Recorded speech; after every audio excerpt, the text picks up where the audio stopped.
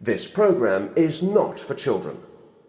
If you are under the age of 13, then politely leave. You spoilt little twats. Thank you.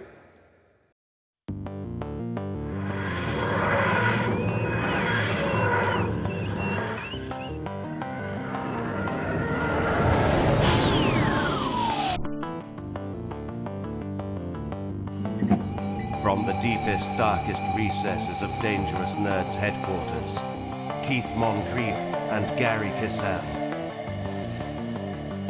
Hey guys, welcome to another episode of Pop Culture Minefield. That's Keith over there. And that's Gerry.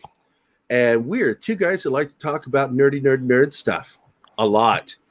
And I make a mistake every once in a while of saying funny things before the episode, and I get Keith in this mode where he's trying not to keep laughing. And so I was bad. I was bad before the camera started.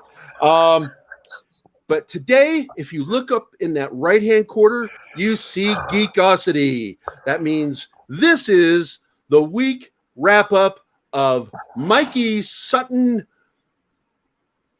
News. And I'm not going to play the animation, even though I love playing that thing, because this isn't a scoop. What we're going to be doing every week is we're going to do a weekly wrap-up. I'll do a new animation just for that. Wrap-up.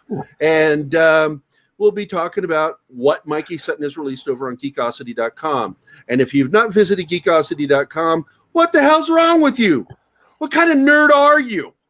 Be a good nerd. Go visit the site. Jeez, it's not like I'm asking you to build a rocket or buy me groceries. So this week we're going to talk, and this is all MCU scoops, because you know he really has his ear to the rail with the MCU. And the first thing we're going to be talking about, let's see, what is this? What's going on? Oh, scoop, Spider-Verse live action film going forward. Yes. And according to Mike, he says the web of Spider-Man continues to grow. With the casting of Jamie Foxx as Elektra in the third Spider-Man movie, as reported by The Hollywood Reporter, the likelihood of a live-action Spider-Verse film is quickly becoming reality. In May, I scooped that former Spidey, Tobey Maguire, was being discussed to meet the current web-slinger Tom Holland. And such a project, it was being planned that Maguire would die and be replaced with Miles Morales in the particular universe. Another ex-Spider-Man, Andrew Garfield, was set to join them as well. Geekosity magazine wasn't alive yet then, but several YouTube channels and other sites carried my leaks. One of them, IMDb, is included below. And, of course, we were also one of those people, as well as Tim Vo. Tim Vo's the bomb diggity. Yo, Tim, you're our buddy. And this is all very exciting news, man. What do you make of it? I know. This is huge, but not unexpected given what Sony's been planning. This is all still, I think, part of what Midnight's Edge had covered, in deconstructing and understanding what Sony's plan had been for years with Spider-Man. Yeah. So on the one hand, much of this is if you've been paying attention, much of this is not that surprising, but it's exciting. And I'm happy to have Miles Morales in it. My only complaint, as I've been saying from the beginning, is what rule, law, or whatever says that you have to kill Peter Parker in order to have Miles Morales. That's been my only thing. I like it when they're all working together. That's what Batman does. I mean, right now you have an entire Batman universe set up to where all of the former Robins are working together. It's almost like they're saying, and this is really what they're saying, what they're not verbally saying, but by their actions, is that we can't have a brown Spider-Man while there's a white one. And that's the dumbest fucking thing I've ever heard. Yeah. Just really stupid. But anyway, I'm pretty excited by this myself. I do like Miles Morales as Spider-Man. He's a different character from Peter Parker. That's right. And that's why I wish they wouldn't do that, because it's interesting to see these two guys that go at the same thing in with such distinctly different personalities. Yes, and that's the way it should be. I mean, you can have both these. You can have Miles consult Peter because Peter's been through it. It's one of the few people. I mean, these are two people that have been through something that nobody else has ever been through. Hold on a second. You need to see Peter again. Say it again. I just love when you say Peter. Peter. I just never realized how funny that word sounds. You know, Peter. That's a weird word. It's a name, and it's a weird name, Peter. Mr. Parker. Yeah. I'm Pierre Parker. I am the French. I am the French Spider-Man. Mid. Anyway, so what do you think? Do you think that this is going to be successful? Do you think it's a smart move by Feige? Yeah. Look. Spider-Man is by far probably the biggest character still that Marvel has as a company. If you're talking one individual character and how much money they bring in and merchandise they sell, Spider-Man is it. I can't think of any other Marvel character that's as big as Spider-Man. And he continues to be big because of all the hard work that Kevin Feige and Marvel Studios have put in bringing that character in with all their side projects. Not to say that Sony hasn't been there to help, but the character has definitely done well, and I think there are a lot of people that just love that character. I love that character. Yeah. I mean, you can tell. Well, I like it when they create new characters rather than, race or sex flipping them. It's just create a whole new character, for God's sake. Yes. How hard is it to create a new character? It's not hard obviously, it's hard for some of these people. Yeah, I know. I can read. I'm sorry, I won't say that word. But anyway, let's move on to the next scoop. Oh, could it be? Scoop, Sony Spider-Verse films. Oh, wait. Is that someone? Yeah. No, this is the other one. He may be a friendly neighborhood Spider-Man, but his neighborhood is about to expand. Ever since Sony and Disney reached a new agreement for Spider-Man to be shared cinematically by both companies in September 2019, the future has been a gradual tease. Certainly, the initial upcoming films are out in the open. The Jared Leto vampire horror heroics of Morbius, Venom, Let There Be Carnage, whose title is meant to echo the longer ones in the MCU's Phase 4, and the as-yet untitled third Spider-Man movie with Tom Holland shrouded in mystery is the Olivia Wilde female-fronted Spider-Verse spin-off film, rumored to be Spider-Woman. The bigger question still looms overhead. Are any of the next Sony movies set in the MCU?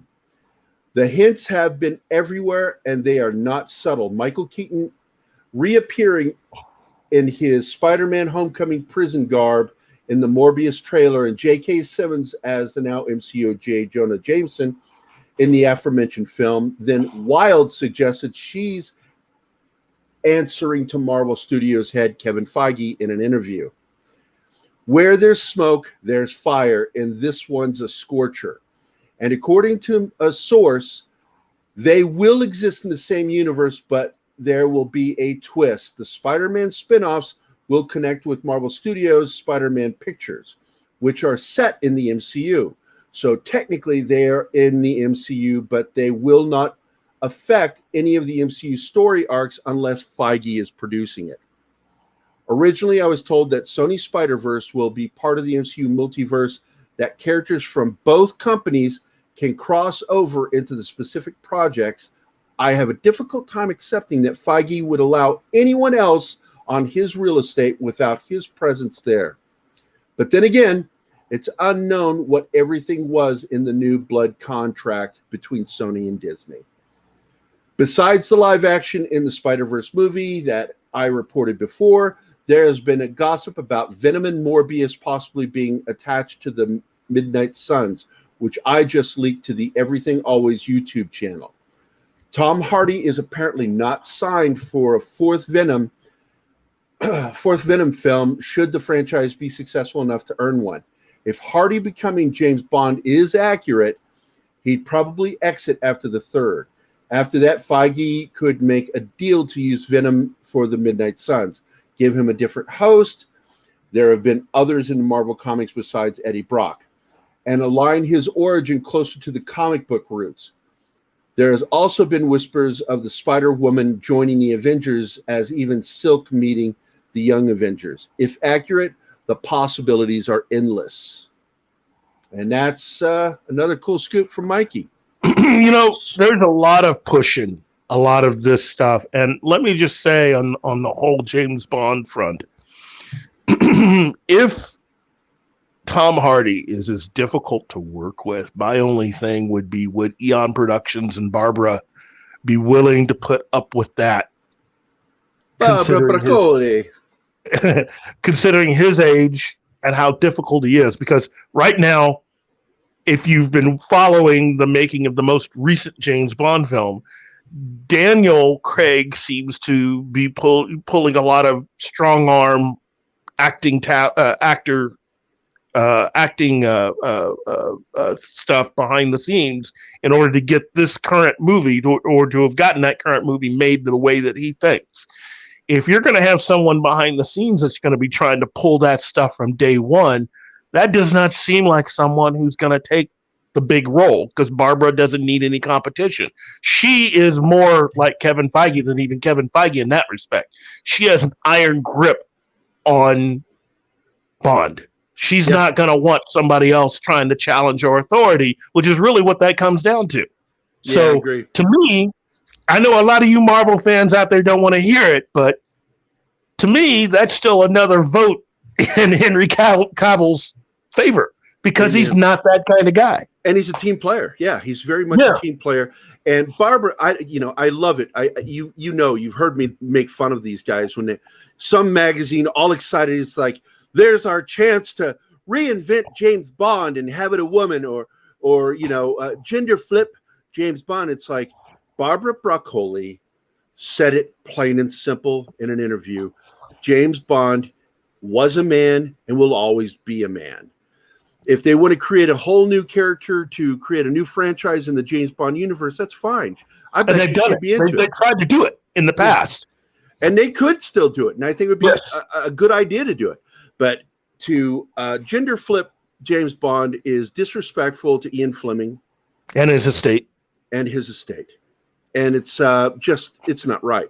Respect the creation. Stop trying to make it your creation. It's not your creation. If you think you're so good at creating stuff, create something new.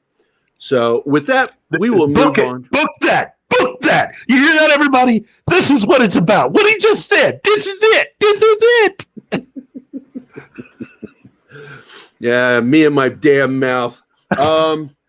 So our next scoop from Mikey from this week was the exclusive about Robert Downey Jr. to return to MCU. Secret Wars, the comic series that made me quit reading comics. And I'm not saying that the Secret Wars was bad. I'm saying that the marketing that they did pissed me off. And when I saw what they were doing to make me buy comics I didn't want to read to find out what happened next, I was done with the Marvel comics. I sold all my comics except for a very small collection that I kept.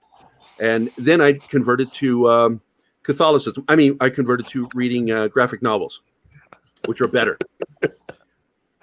And so let's read Mikey's scoop here. I recently dropped that Secret Wars was to span the next phase of the MCU on film and Disney Plus. And on one of these battle worlds, the Avengers are going to meet Tony Stark. Not the Stark who died in Endgame, but a Stark from a parallel Earth who is recruited by Reed Richards of the Fantastic Four into joining the Illuminati. Marvel Studios wants Robert Downey Jr. back as Stark, and this is an opportunity for him to reprise the role without tarnishing his sacrifice in Endgame. That's thinking ahead, unlike Star Wars. Notice I said Stark, but not Iron Man. Kevin Feige doesn't want to rehash. Nevertheless, it doesn't mean that Stark won't toss the armor on if needed. This Stark will have Spider-Man idolizing him on his world too, but it's Miles Morales and not Peter Parker. Don't worry, Tom Holland isn't going anywhere. Whether RDJ agrees to this, time will only tell. There you go. That's another great scoop from Mikey Sutton. And Well, what do you think? This could be something where they could actually use either Robert Downey Jr. or actually use the Tom Cruise version of that character, which would also be a way to go. Look, this sounds like they're having fun. This is definitely the direction that Kevin Feige wants everything to go down, and that's fine. I'm good with it. We're going to see all these different versions of Marvel characters. Certain characters that we saw die in one existence could end up being alive in another. Look, it's all great. Just make it a good story. Don't give me stuff. Just make it a good story. Just give it to me. And while I'm thinking about it, I better mention that this is horrible science fiction, their version of the multiverse. I love it. Don't get me wrong. I love it. But if Peter Parker is Spider-Man in all the different universes, it would still be the same Peter Parker, not another actor. But I love what they're trying to do. It goes against what actual science says, because a multiverse just means it's each time something happens that didn't happen in the other universe, it splits off into a new universe. And basically, it's you sitting there, and if you reach out with your right hand to pick up a glass of water, you could split that off to say that you reached out with your left hand to pick up that hamburger. And there's a whole new universe right there. There's a whole new universe. All about food. And Geekosity, guys, Geekosity. That is our Mikey Sutton Geekosity week wrap-up. Those are some really good scoops, man. I'm pretty stoked by them. And we send our love to Mikey Sutton, and I send him peace and long life. And with that, Keith and I are out of here. Get off our lawns. Hey guys, thanks for watching Pop Culture Minefield. If you've enjoyed the show, please remember to like and subscribe, and don't forget to hit the bell icon. Remember, you can find us at Pop Culture Minefield on both Facebook and Instagram. Thank you again.